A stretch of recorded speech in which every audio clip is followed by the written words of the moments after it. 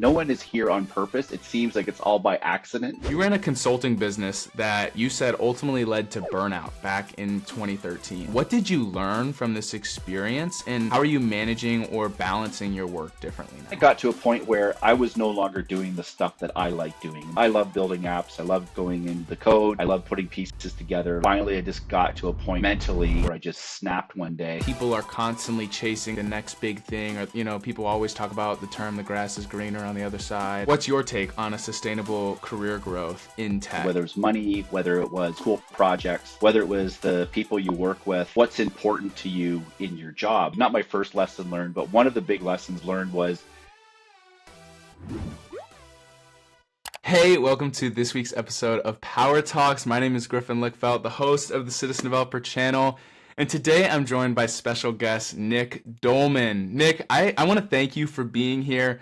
You have a really interesting career, at least in my opinion, and I'm really excited to start the conversation here in that you ran a consulting business that you said ultimately led to burnout back in 2013. And I guess I kind of wanted to give you the floor. What did you learn from this experience, and how are you managing or balancing your work differently now? yeah, no, it's a, it's a great question, and it's kind of it's a interesting place to kick off this conversation. It is, yeah. If I look back at it, I tell people it was it was the summer that I got gray hair, basically. So just fair warning. And then for some reason it was turned gray and then it disappeared on me. So yeah, what did I learn from this? So of course, going through my career like everybody, kind of going way back, I graduated as electronics engineering technologist. Like everybody in the power platform or biz app space, I fell in like no one is here on purpose. It seems like it's all by accident or it's happenstance or whatever that we get into this. And then but before that, I always knew part of my career plan was at some point I want to work for myself or start my own business. Um, I grew up on a farm, so in that sense, kind of coming from entrepreneurial roots, I know my grandfather ran businesses, or I've had, yeah, in the early 20th century, different things. So we have that kind of entrepreneurial spirit, or rather, we don't like taking orders from other people, so we want to do our own thing. So around 2006, I left my current job and I started basically as a one-man show, just doing consulting, contracting, that kind of thing. Specifically, at that time, Dynamics CRM, because Dynamics CRM was still relatively new.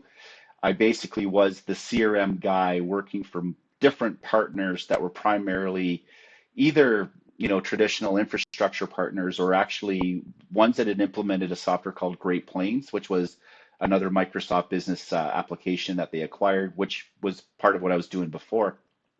Um, and then so I saw an opportunity to make a CRM only business. So around kind of 2007 or so, actually my wife joined me. She was kind of sick of her job. She actually also wasn't trained in any of this, but had some very good technical skills. There's the others, I've told the story in other forums about how she built an access system to manage our whole wedding in terms of invites and, RSVPs, the whole bit. And then when she was, talking about my job, she says, well, what you do sounds cool. And I'm going, well, basically what you built is what I do, but in a different platform for, slightly different projects. So along with that, we got to a point where we were getting a lot of work, and it was interesting because, like I said, I was working for other partners, so we were sort of a white label provider specifically for dynamic CRM services through other partners. So at one point, probably the late 2000s, I was carrying probably 3 or 4 different business cards as a virtual employee for different companies, and it was at that time. It was fun. It was interesting. I was working on various international projects. I was flying down to the Caribbean quite a bit. I did projects in Trinidad and in Jamaica, um, and spent some time in Bermuda as well, plus other places in the U.S., plus back home in Canada as well, where we had some good connections with a lot of what they call up in here industry sector councils, and basically they have a lot of stakeholders, and so they were there was one organization that had used Siebel and it was a disastrous implementation. So we brought in CRM, and basically not only did we give them a stakeholder database or customer relationship management system, what they're looking for, but also was able to kind of go down the XRM route and basically replaced a lot of, ironically, access type systems and databases and brought those under one platform, that being Dynamic CRM. So business was good. We were actually establishing, we were working in multiple industry sector councils. We had IP, but we were still also doing the white label services for a lot of different partners. So of course, those things started to conflict a little bit, meaning I would sort of find myself in a position where one of the partners I would work with come and they say, hey, there's this RFP we want to respond to, literally to get a call 5 minutes later saying from a completely different competitive partner wanting to respond to the same RFP. So I always try to balance that out the best I could, but also trying to not play favorites, but I also kind of being full disclosure, kind of, hey, thanks for including me, but I'm actually already on this other bid as well. And that kind of caused a little bit of friction as time went on. So we had a lot of work. So of course, like every good entrepreneur has that entrepreneurial seizure, like, oh, this is an easy fix. We'll just hire somebody, then we can double our output. That was my first mistake, or sorry, I would say first lesson learned, or probably not my first lesson learned, but one of the big lessons learned was you can't just hire somebody and assume you're going to double your output. You hire somebody, you have to nurture them, you have to plan. So it's very incremental in terms of your productivity when you bring on someone else. Because we were a small company, we kind of did focus a lot more on students and recent graduates, just for the virtue of the fact we could get them at a cheaper rate. Because we were a small business, we just didn't have the overhead to bring in the big guns, um, and sort of work with that. I did bring in other consultants for certain projects and things, but then it got to a point where I was no longer doing the stuff that I like doing. And the stuff that I like doing is like, I love building apps. I love going in the code. I love putting pieces together, like all the fun stuff that we do in our careers. So it was getting to a point, and one of my mentors said to me, who also ran a very large consulting company in a different technology stack, kind of told me one day, he said, you're going to have to make a decision whether you're going to be the strategic operations guy or you're going to be sort of the technical guy and owning a business. And he said, if you want to be the technical guy, then you're going to need to hire an operations strategy person. And I kind of felt I wasn't quite there to make that jump, but realizing in hindsight being 2020, yeah, we should have made that leap a lot earlier. We should have brought in somebody strategic, operational, not technical, to manage the day-to-day business, to manage the sales, to bring in some project management as well to kind of allocate our resources appropriately. Because I found my struggle, and I think a lot of us struggle with this, and I still struggle this bit today, is there's a junior resource that we should help get ramped up, but it's a case of we need to deliver on this project. So I can either spend 4 hours ramping this person up, or I can spend an hour myself to get the job done and move on to the next thing. And that's a very tricky balance. And that was also a lesson that I've kind of learned over time to, when you try to help empower the junior people, it's worth that investment in time, even though it's a short-term pain that, yes, we need deadlines, we need things rolled out. We need to give those new folks coming in the ability to actually run with a project and do things. And yeah, they're going to fall over, scrape their knees a little bit, but we got to be there as, mentors to kind of keep them going and help them along, and sort of kind of direct them, and also identify the leaders and the champions that are in that group that can definitely run with it, and make sure you encourage them to put them into leadership positions where they can also transfer that knowledge as well. And along that, I've heard something very interesting.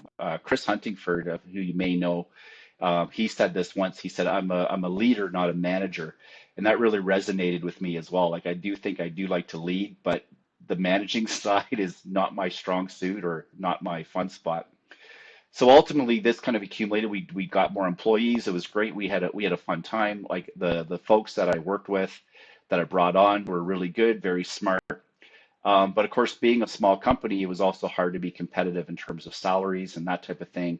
Lost one of my best resources to like a company, and she basically said, I need a place where we can have like a retirement plan and things like that. And we just couldn't really compete. Like I even tried to look at the numbers to see, okay, what can I do to keep this resource? And I realized I couldn't. Same with a few others. It's sort of like you can't compete against the, things like SAPs or Microsofts coming along and kind of dangling a carrot, despite how great we try to make the workplace. So the other part too was again so basically we got into a project where we kind of eyes bigger than our stomach. We took on more than we could handle. Very difficult client, a lot of internal politics, and just trying to get things going. And then finally, I just got to a point where I just snapped one day. Like mentally, my wife actually took me. She said, "We're going to the doctor right now. You're not in a good place." And basically, the doctor just looked at me, said, "I look in your eyes. You are burned out. You need to stop." And unfortunately, I couldn't because we had the business to keep going. But we did slow down. I did feel like we kind of had to roll back some clients, and it was a really hard time because people like when you talk about mental health or whatever, sort of like there's always that. And I come from a generation where my parents were kind of like, well, suck it up, whatever, right? And I look back now, they had their own mental challenges as well, but kind of in that suck it up mentality. And you can't. It's basically the best way I can describe it is if you have a cut in your arm and you're bleeding profusely, you can't tell somebody, well, just stop bleeding. Just suck it up, stop bleeding. You can't say that. The way your mind works, my mind was spinning. It was focused on trying to solve these issues from the client, of course, spinning out of control, jumping to all sorts of conclusions and anxieties. It was a pretty rough time. The doctor kind of put me on these meds too, which also did not sit well with me in terms of other side effects and things like that. So ultimately, what happened at the end of the day, we actually took the company. We took our small group. We were able to join a much larger consulting firm that took us on. I was actually through a manager a manager and a mentor of mine as well. She was a partner at this organization. She said, "Yeah, she always told me, there's always a place for you here if you want it." So we took the company and did that. That basically relieved a lot of pressure on my side. So finally, I no longer had to worry about the day to day and the company and the project management. Still had to kind of linger it down, but it took a while to kind of get myself to a point where knowing what works for me and what doesn't. So again, I was in a position where I was managing folks and things like that. Looking back, at that particular moment in time, in sort of I call it the quote unquote negotiation of selling the business, it was at that point where I was mentally, I would have given it up for like a bag, like a small sack of beans, basically. It's like, I don't care, just take this thing that's killing me off my shoulders. And it's hard to assess the value of that. And consulting companies, it's it's really interesting because you work hard, you try to build up something, and at the end of the day, really for us, because we were white label, we didn't own a lot of those customer relationships. So we had a few direct customers, but the bulk of our work was through other partners that owned that relationship. So valuation wise, our company really wasn't worth anything because we didn't have publishable IP. I mean, we had some stuff, but really nothing of significance. We didn't have a lot of customer relationships that we owned, but we were responsible for. So that was a lesson learned. Um, I basically, if I were to go down that road again in terms of white label, we wouldn't do white label anymore. I basically said at one point after that, the lesson learned was from here on in, our logo will be on the proposals and on the contracts. We will have a proper stake of ownership into this project beyond just being responsible for the deliverables. So that was a pretty big lesson in hindsight in terms of we could have done a lot more better in terms of valuation of the company. So yeah, basically, that was a lot of different good lessons, I think, for any entrepreneur. Being your own boss or you're owning your own business is a great thing, but also recognize the growth isn't as easy about hiring people and maintaining those people. The HR stuff will really get to you if you're a technical person like me. So basically, after a couple years working for this large organization, I decided to kind of stake out on my own again.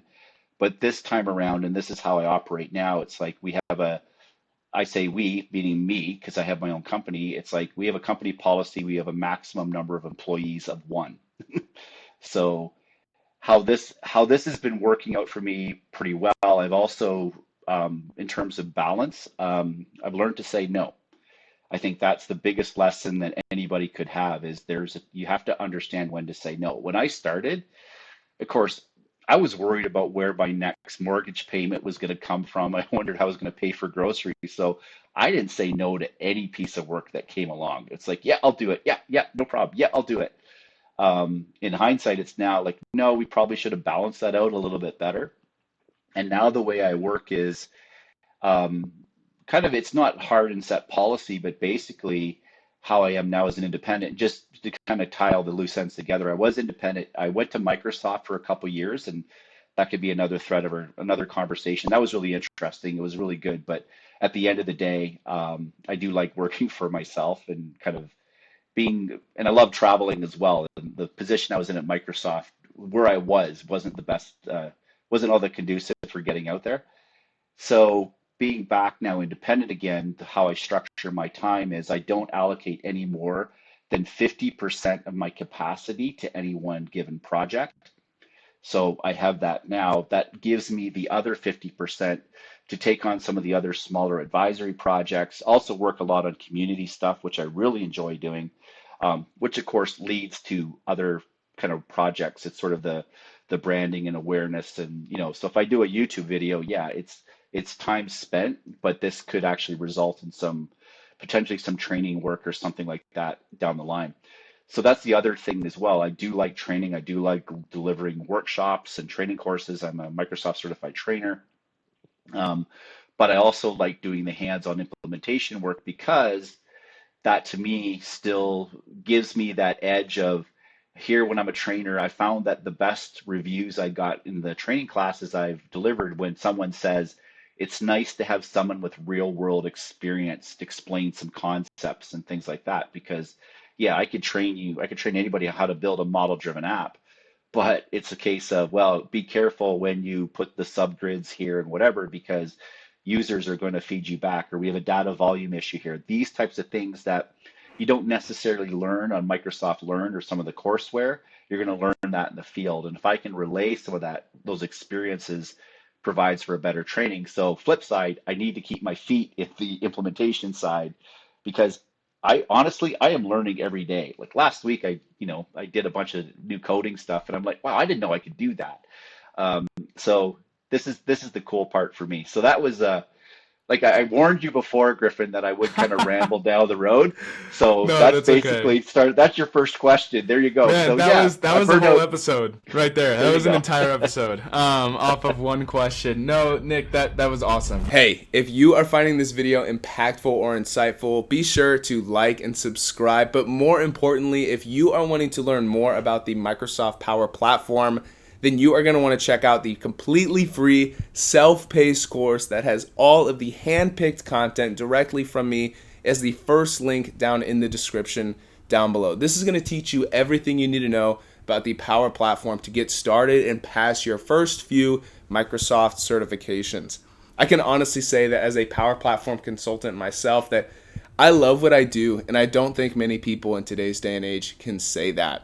If you are wanting to learn more, as I mentioned, be sure to check out the first link in the description down below to get in direct contact and connect with me. All right, let's get back to the conversation. There's so many like follow-up questions I guess I want to ask, but I guess the first one I want to ask is like I'm really thinking a lot about right now like this idea of like sustainability and over one's career. And it can be really easy like I guess what's your take on a sustainable career growth in tech, and especially in a space where people are constantly chasing like the next big thing, or people always talk about the term the grass is greener on the other side, and like I feel like the tech industry in general can kind of have some of that, I don't know if I'd use the word toxic, but that like man, jump from company to company to company so you can make more money. Like what's your take in that sort of landscape for growing one's career? Yeah, that's a really interesting question because it depends on where you are in your phase of your career as well. Definitely in terms of it's interesting because I think Sean and his solution architect course. Um, I actually just kind of, I've sort of, I went through that, kind of sat in the back of the room and kind of observed a little bit. But you know, Sean, he drags you into conversations anyway. He actually he had his last session in this current cohort, and that was a question coming up about, what's important to you in your job, and just trying to pull the folks that were part of that call and kind of rank where things were. And of course, money for first, whether it was money, whether it was cool projects, whether it was the people you work with. I forgot what the fourth one was, but basically kind of rank those things.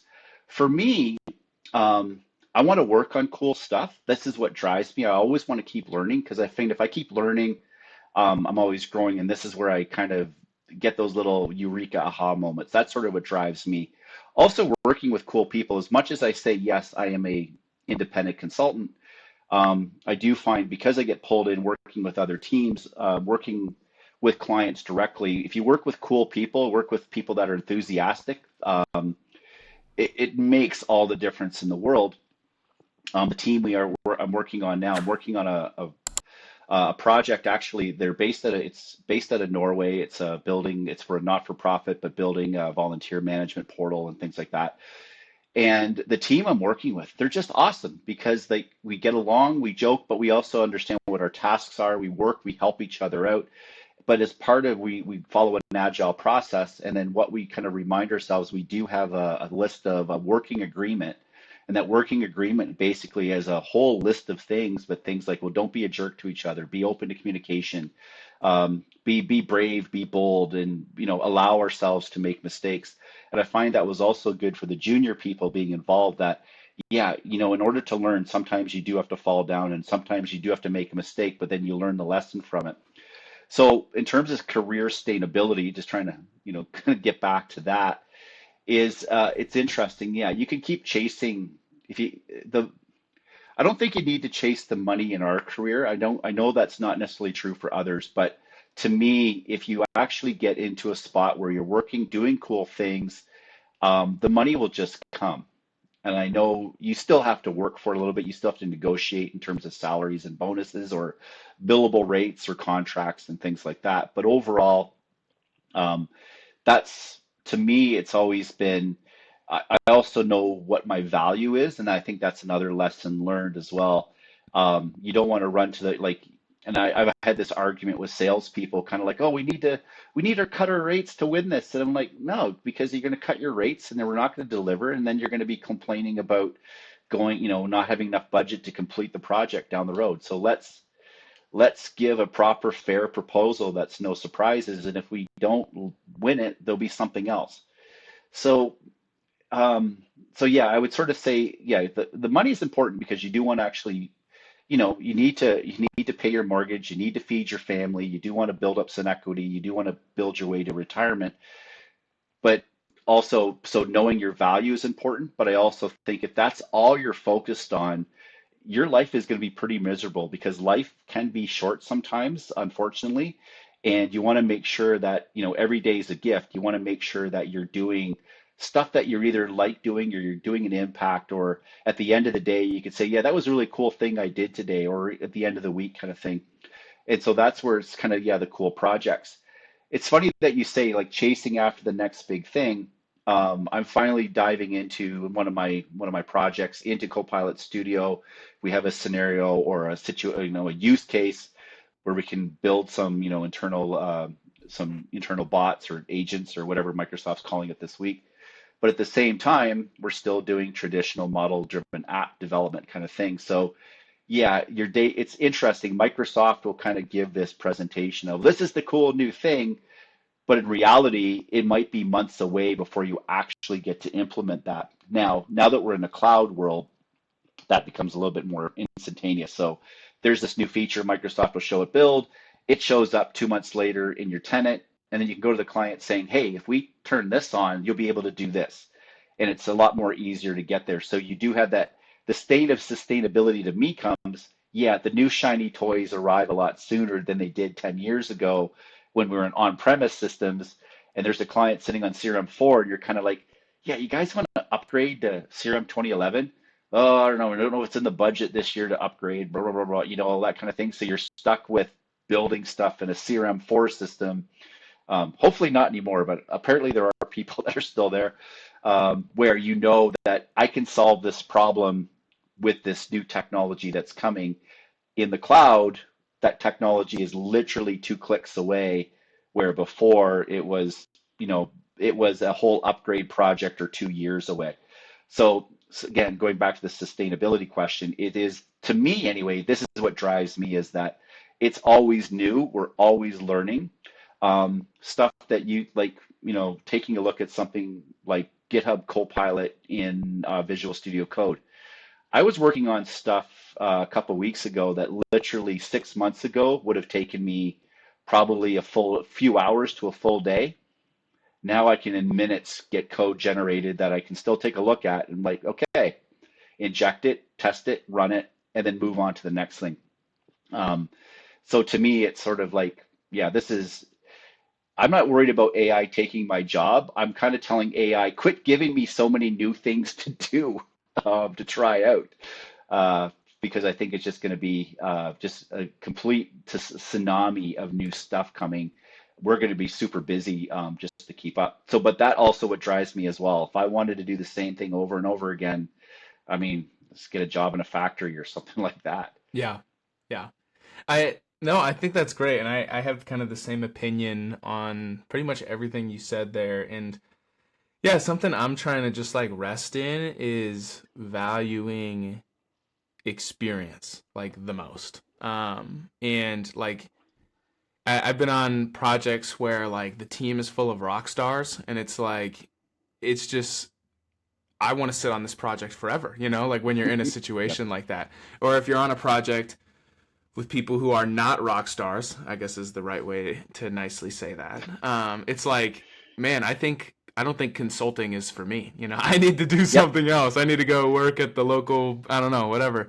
And so and yeah, regardless of, what somebody individually prioritizes, I think nonetheless, like the quality of, maybe the experiences you're getting or the people you're working with, like I try to remind myself is worth so much, you know? Mhm. Um, and just at the end of the day, any thoughts there on that?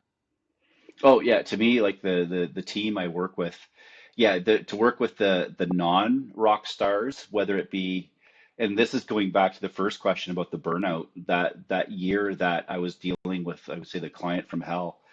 It's not that they were bad people, but just how they interacted. It was an us versus them. That was the hard part. The technology problems, we could solve that. That was easy. It was all of the personality conflicts, the internal politics of this person not liking this person, or not agreeing with the direction, or putting unrealistic expectations, or taking what you proposed and twisting it around and that kind of thing. So that to me, it's if you can work with cool people or understanding people or people that you can communicate with. Sometimes you don't always necessarily need to like them, but if you have that, mutual respect and communication, that goes a long way. But yeah, working with cool people to me is like, it just it's a Yeah. treat when you look forward. For me, it's like I have, because I'm living in Canada but working on a project in Europe. I have 7 a.m. stand-up calls. I look forward just to see how everybody's doing, how their day's going, and it's sort of the highlight of. It's a great way to kick off the day, is have just a quick little conversation, then dive right into the project itself and Sure. do it the stand-up and move on. So yeah, Yeah. cool people are cool. No, I completely agree. And yeah, I guess just drives that point home. I wanted to switch up the conversation maybe a little bit, but it has something to do with people. And kind of in getting to know you, you said that your advice for newcomers is to remember that people overestimate what they can do in a short amount of time and underestimate what they can do in a long amount of time. I mean, this wasn't necessarily the first time I had heard this, and I know it's a popular quote, but like, how has that principle kind of applied to you and your journey, and why that's your advice to people that are looking to grow their career?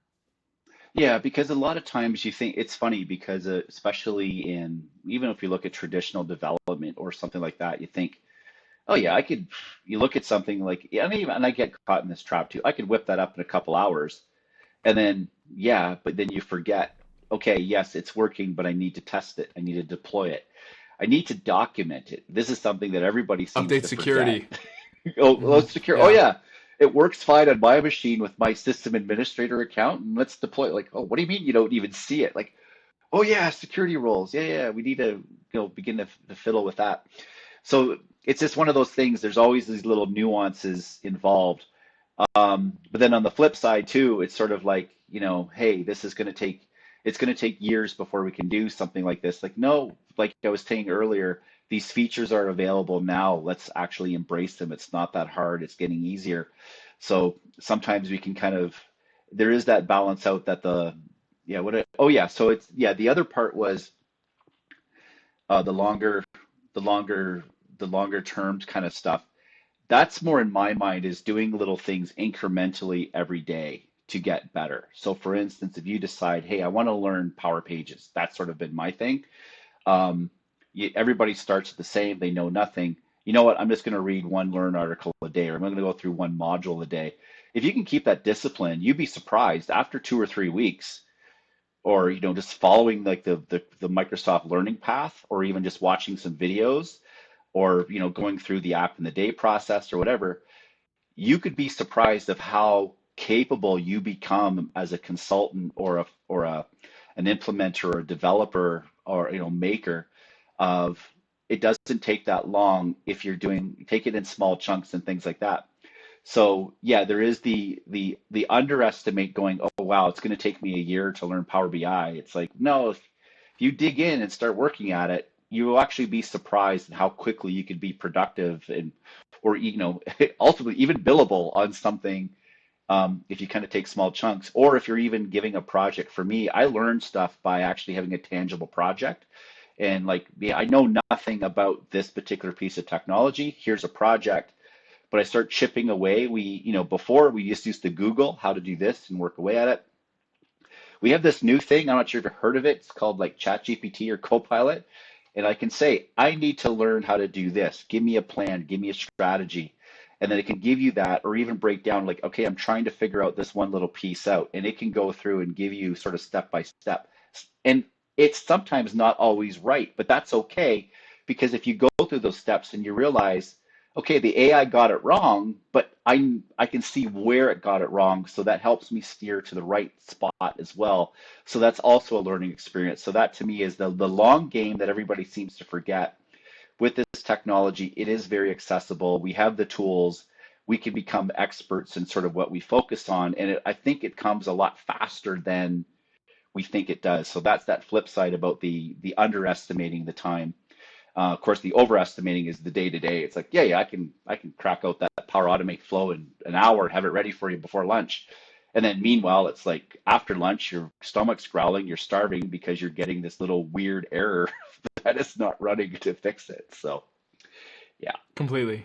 Completely. I think that's great. And I even think of as well with that same quote in like, I think of the jump of like someone's career from consultant to architect. In that someone could have a goal to, I don't know, maybe it's become an architect, maybe it's become an MVP, maybe it's to become a director, maybe it's to, start their own firm, or, like whatever that goal is, like how it can be like, okay, by this time next year, I'm gonna have that. But like recognizing that that might not actually be reasonable, but at the same time, it can be easy for me, especially as like a young professional. I proudly Mm. call myself all the time as a young professional to think, man, this goal X is gonna take me 10 years to accomplish. Like I don't think about the fact that there's probably, it's probably somewhere in between there, as far as actually being able to achieve things. You know what I mean? Yeah, yeah, yeah, for sure. And that's also like there's two things. Like I have a bucket list as well, that I have all these things I want to do. But part of it is there's the goal, but where are you going to start? How are you going to get there? Put a plan in place. Um, and maybe potentially we're going to talk about powerlifting eventually, but this is very relative. When I first started, bench pressing, I remember that, okay, I want to get to where I can bench press 100 kilos or, like a little over Yeah. 200 pounds. 225. That's the metric in the United States, I'd say. Two Yeah. plates, you know? Yeah. So, 2 plates. How can I, get to 2 plates? I remember like, but yeah, you can't do that in day one, but keeping consistent, going to the gym every week, training that, getting a little bit better and a little bit better. And then finally you go to a comp and they kind of load on that, you know,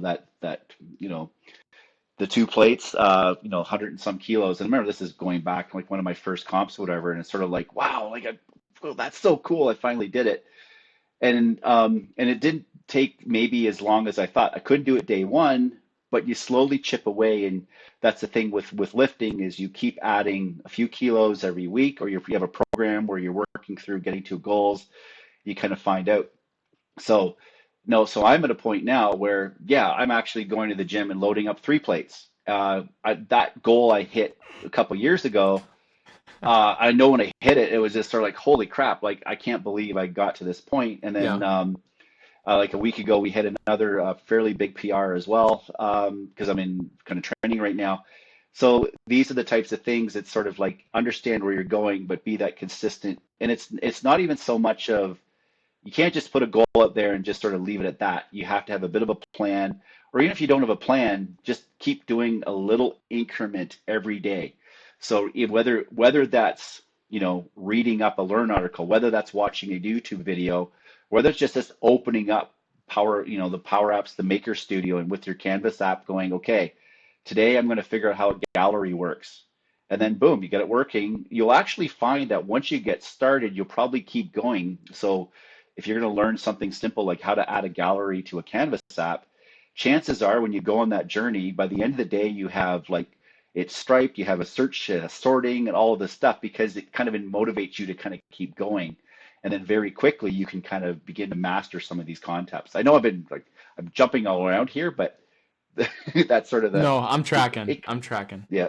You're good. No, yeah, I think that's awesome. You're talking about like being able to like zoom into the day to day as well. And it reminds me of when I don't know, when I was younger, I had heard this analogy and I think goals are really important to me.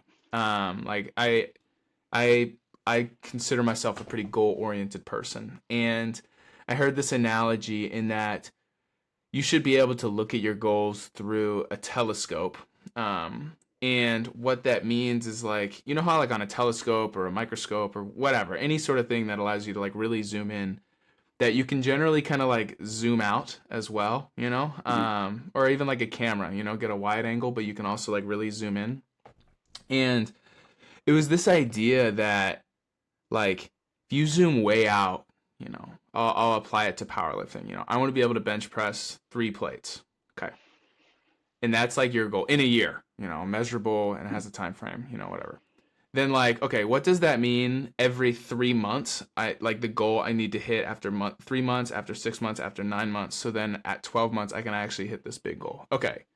Now in those 3 months, what are the goals I need to hit after 1 month, after 2 months, after, you know what I mean? To make sure I hit Yep. that quarterly. And then, okay, after that, like being able to zoom all the way into like the day to day or your morning and your evenings or, and like being able to really do that. And yeah, I think that just echoes what you're saying. Like, if you want to become a Power Pages expert, zooming way out and being like Power Pages expert is like completely impossible and like to manage, and to practically think about. But thinking about how you could do that or how other people have done it, break it up, and then being able to even zoom all the way into the micro day to day of Yeah.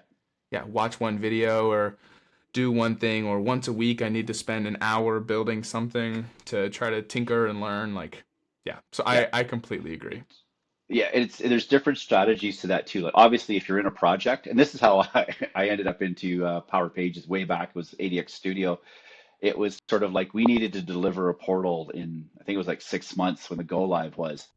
When I started, I knew nothing. I knew what it did. I had no idea where to start, whatever. And then basically, thankfully, and this sort of happened right after we moved my company to a large organization. So basically, that was my first big task was to build this website out. And yeah, I had to start small and start building incremental things. But I also had some requirements and some objectives to jump into. So that helped me kind of get there. The other learning, so it was again, okay, by the end of today, I'm going to learn basically how to make sure I get an entity list configured or have to do this. And then there were some weird requirements we needed, like other partners to log in and see other things kind of thing. Well, how do I do that? And then was able to actually knowing a little bit, because you know a little bit, then you can start asking more intelligent questions saying, as opposed to, I need this to happen, I can say, okay, I've got my entity list, I've got my forms configured, but I'm trying to make it do this. When you talk to somebody else, of course, the community is full of folks that are more than happy to answer questions, whether it's in forums or in other venues. So you can kind of, again, you increment, you learn from that. The other learning strategy of how to learn something is you do a session pitch for an event and say, I'm going to do a session on Copilot Studio at, such and such event in, Vegas this fall kind of thing. If you don't, and you know what? There is no better motivation to learn something once you're kind of put on the hook to teach it to someone else. So I find too, if you want to learn something, teach it. It's another nice little strategy that's worked well for me because actually I'm putting the material together, putting the labs together. I'm like, oh, I didn't know it did this or that. That's cool.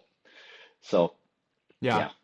that's awesome. I have a final question for you, and a couple minutes left here and this is a loaded question. This could be a whole episode, but Uh-oh. like you've been in the industry for over 25 years. And I wanted to ask you, like, what has kept you coming back to Dynamics or the Power Platform? Oof, that's a great question. The one way I could answer that going, I don't know how to do anything else. So we could put it there. But I think what I liked about it is, and what I even liked about when I was back in school doing software development. So yeah, like I said, I went to school for electronics engineering, which was the program was half hardware, half software. But I really gravitated to the software because I'm also an impatient person as well. So if you're doing hardware design, I know it's a lot easier today with like software simulations, but like, okay, back in my day, I'm doing the old man here. We actually had to build out circuit boards, do the wire wrapping, do the whole timing diagrams. We had to burn EPROMs and erase them under an ultraviolet light that took 15 minutes. I know now that I can actually go to a website and pretty much do my third year project in probably literally half an hour just by you know, doing all the new tools. But at that time, took a lot. So that focused me on software because software was good. It was C++, also assembler, and I found that with that you could get very tangible results very quickly. You could build software and you can get a result. You can build an app or an application or something. That was pretty cool. So what I liked about Dynamics CRM when I got into that, for a while I was a Great Plains consultant doing the technical stuff. That was interesting, but it was really more kind of a lot of data configuration, that kind of thing. My role was everything up into the login prompt, so all the back end stuff, which was more system administration, networking, that kind of thing. I love software development was always a thread that kind of fed through. Doing something with dynamic CRM, yeah, it had sales and service, but then when we got into XRM, it's sort of like, wow, I can very quickly build somebody a membership management app or a wage subsidy program app on top of this platform. Not only can I do it relatively quickly, I can turn it around to a client in a matter of days. So they could say, hey, we need something to manage for this wage subsidy program. We're going to have students applying. We're going to, other companies are sponsoring them. We need to manage all of these things. Okay, do. And then very quickly, I can actually architect, design that system, understand the entities, the tables, put it together and turn around and show them a model-driven app that basically manages at least the bare bones very quickly to say, hey, does this sort of align to what you folks are thinking? And like sort of, you mean we can actually email all the students or we can talk to all these employers and we have this database and we have their up-to-date, like, this is amazing, this is great. So for me, the Power Platform how it evolved from an XRM building applications on top of CRM, of course, into the Power Platform itself is quite interesting when people keep saying, well, Power Platform that's relatively new. It was came out in 2018. Uh-uh.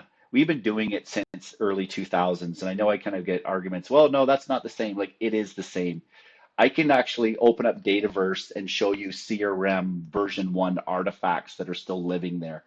So what's brought me back is the ability to deliver something pretty cool to clients that can get them excited to see that their jobs are going to be easier, to take them off of managing this big complicated spreadsheet that's driving them crazy, that's not secure, that's been overwritten, to actually building something they can log in and get the information and do their job quickly and focus on the things, the more creative side of their work, as opposed to trying to organize all this information.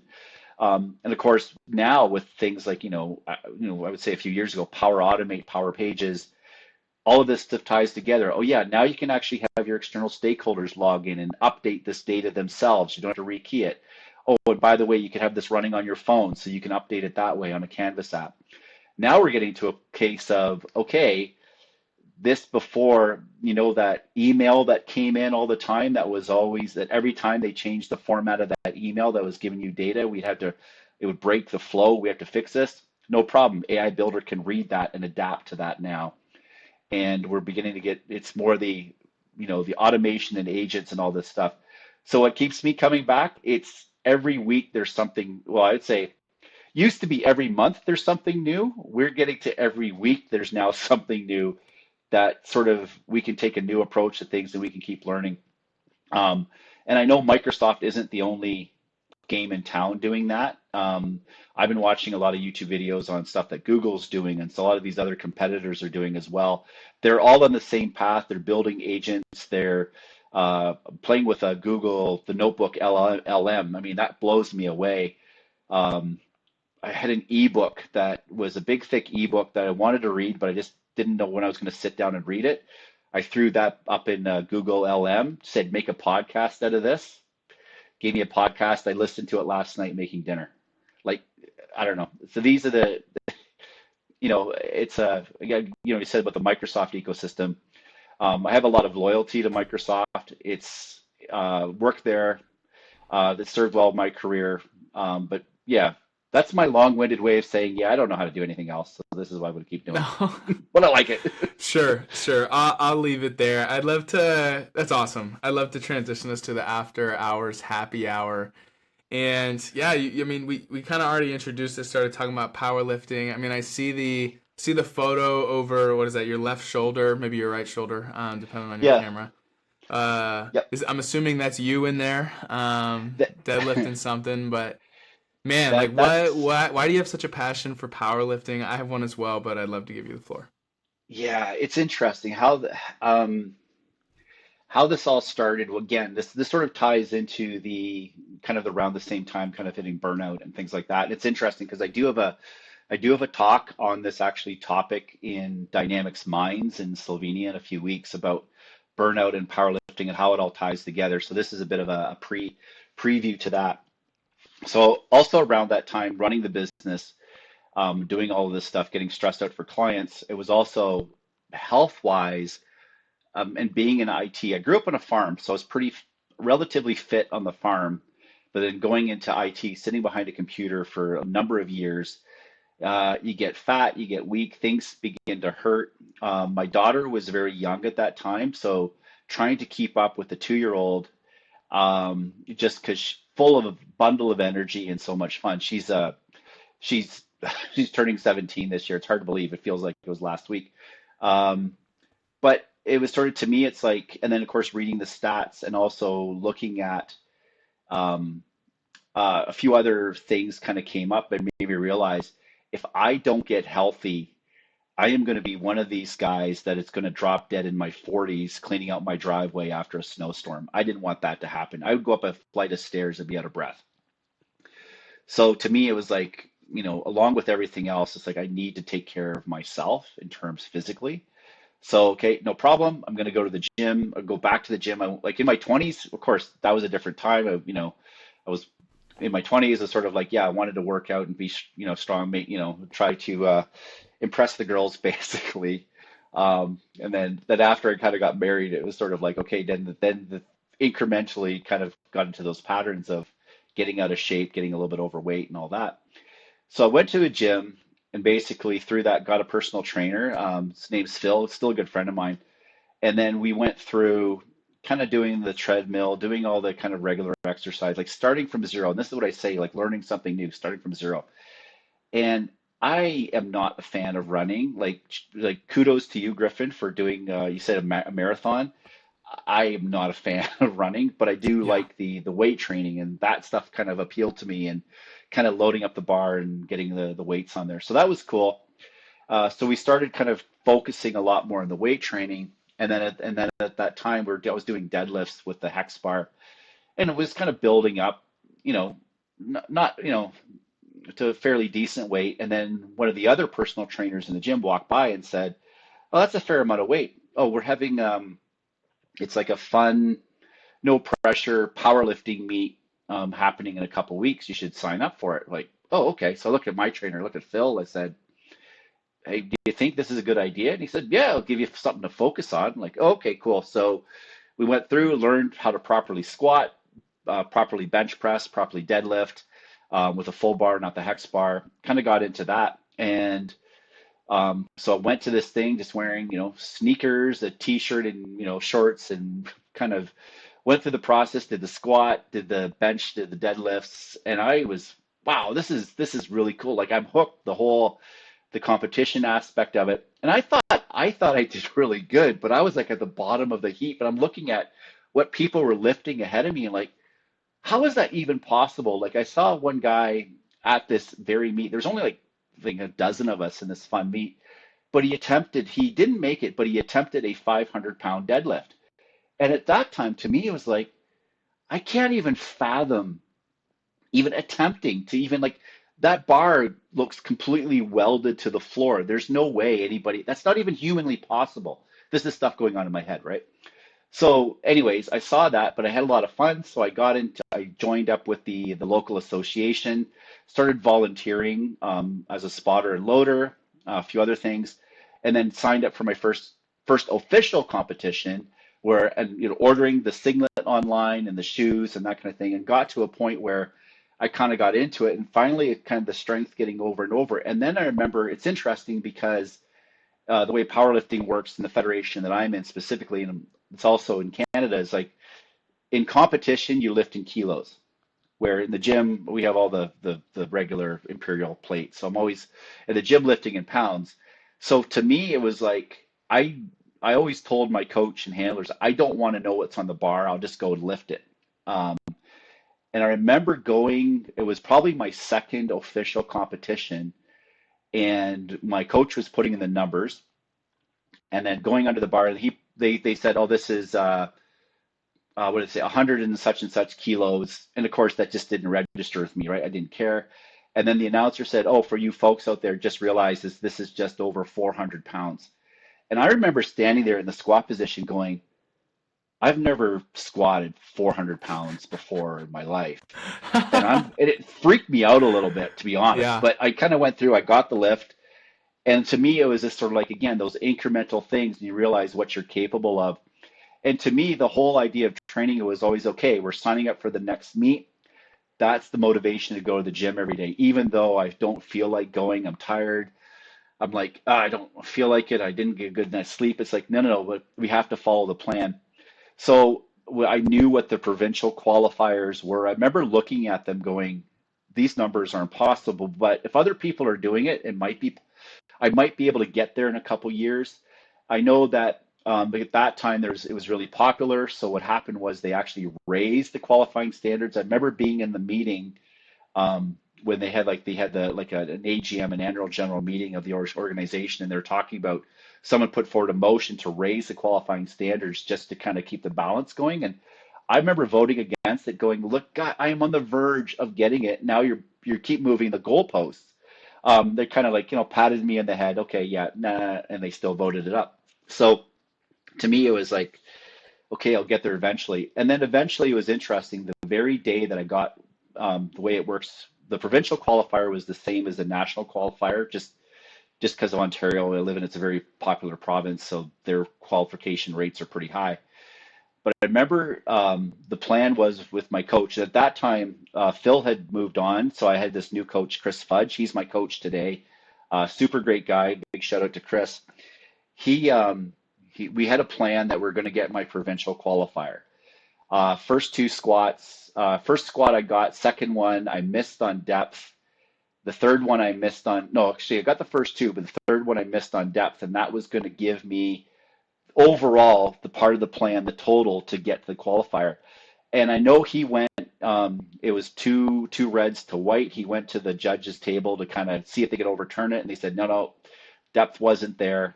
It's interesting because that ties into a story that I'll tell at Dynamics Minds, my first international competition about squat depth, but that's a whole other thing. We're not there yet.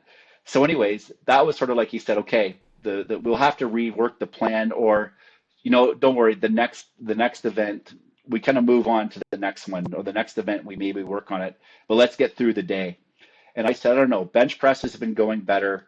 Let's see what we can do. Let's see if we can do a few Hail Marys. Like, okay. So basically that day I did a bench PR. So I think I did it that day. It was around 275 pounds, which is 125 kilos. And I had never hit that before. Um, and I made my best up to that point was around 250 pounds kind of thing. So that was a pretty big jump, but I remember grinding it out and kind of forcing it up.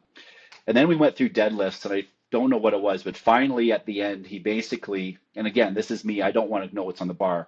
Third deadlift, and gives me chills thinking about it. He whispered in my ear, he said, your national qualifier is on that bar. Go pick it up. And that's all he said to me. And I'm like, okay. So I remember marching out to the platform, not even looking at the weights at all, just, okay, reach down, picked up the bar, and like, wow, it wasn't that much. This feels super light. Locked it out, got the down command, three white lights. Okay, wow. I looked. There are four red plates on each side. These are 25 kilo plates. That's basically turns out 496 pounds. That is just shy under 500 pounds. So even a few years before, seeing what I thought was humanly impossible to all of a sudden now deadlifting, 500 pounds. And I've gone beyond that since on all the lifts. But at that time, it was sort of like, oh, this is amazing. And of course, it drew me into so always in that competition of that mindset. So that's the thing in terms of what we do in tech and how this all relates, and why it keeps driving me is first off, I find it's very hard for me to focus. This is part of the burnout I kind of get as well. Focusing on one thing, there's 1,000 things going on. If if you've squatted, you're underneath that bar, that is the only single thing your brain should be focused on. It can't be distracted by anything else. It can't be distracted what's going on with work. It can't be distracted if you're having arguments with your friends. That you have to focus on that, and that how it helps me. And at the end of the day, the bar doesn't care. Bar doesn't care if you're going to lift it or not. It's just there. So it's all on you, and that really drives me as well to kind of get through that whole process. And continually and building up and getting better and driving, it's a weird thing. If I am having a bad day, or if I'm nervous, or if I'm jittery, after I go to the gym, my mind is much more calm. And I keep telling people my gym sessions is my mental therapy now. It is sort of, it makes me feel much better. It kind of releases those endorphins. It allows me to focus on something. Um, and then it's also cool to kind of, to talk to, especially in the tech community, everybody thinks it's like I'm the strongest guy in the world, where in reality, in the powerlifting community, I'm probably like average, or, basically kind of thing. But people in the powerlifting community says, oh, this guy is like a technical genius. He can do with software and everything, right? So it's kind of interesting how these worlds sort of kind of collide and circle each other. But to me, it's sort of like, yeah, it's always the next event coming up. In 2 weeks, I'm going to the World Bench Press Championship, and that was the big, going to international competitions.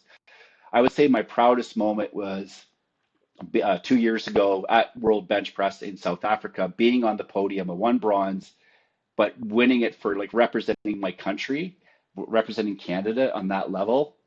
I don't know. That was something even a few years ago I would have never believed would have happened. So to anybody like listening to this, like don't, and it's, I'm also like in the master's division, so it doesn't matter age or whatever.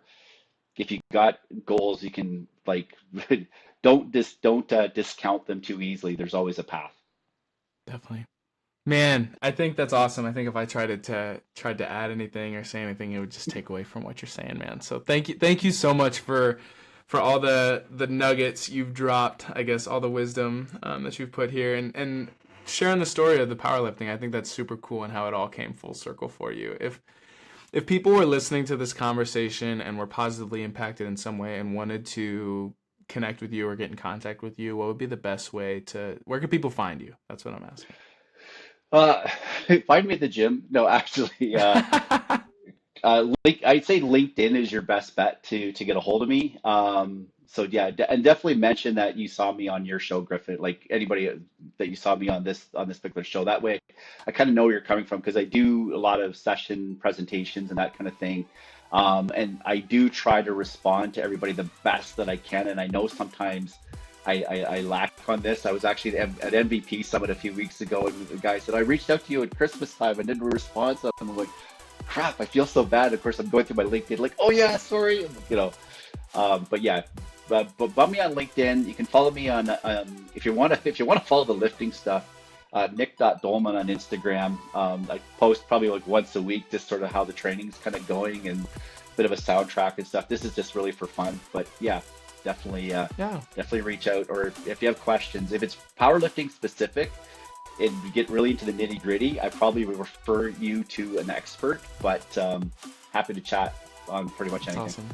That's awesome. Yeah, I'll be sure to have a link to your LinkedIn down in the description down below. And be sure to check out the Power Platform Boost podcast. That's another thing I see behind you. So, yeah, awesome. We didn't really chat too much about that, but yeah, definitely check that out. Like I was telling you earlier, yeah, again, you're probably going overtime, as we do in the Boost podcast as well. It is a podcast we do every 2 weeks with my friend Ulrika Ackerbach. She's in Norway. One of my best friends in the world, and the two of us, we just love to get together every 2 weeks. We just chat about all the new stuff that we've run and seen and sort of share that with the world. So yeah, check that out as well. Sweet. Nick, thank you so much for being here, and thank you to you for sticking to the end of the video. My name is Griffin Lickfeld, the host of the Citizen Developer channel, Power Talks podcast, and I'm excited to connect with you in the next one.